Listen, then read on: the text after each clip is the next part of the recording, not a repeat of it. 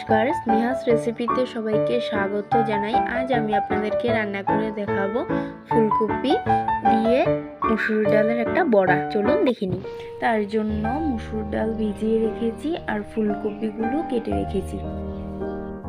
ফুলকপিগুলো এক এক করে গ্রেন্ড করে নেব।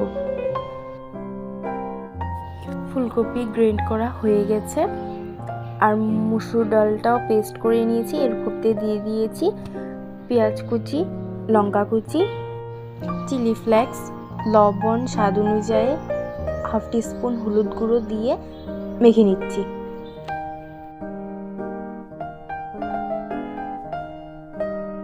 তারপর কড়াইয়ের মধ্যে সর্ষের তেল দিয়েছি। তেলটা গরম হওয়ার পর বড়াগুলো এক এক করে ভেজে নেব।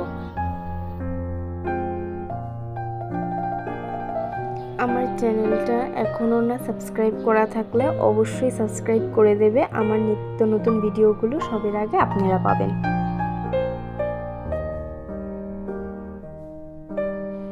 বড়াগুলো এপিট ওপিট লালচে করে ভাজা হয়ে গেছে, এক এক করে তুলে নিচ্ছি।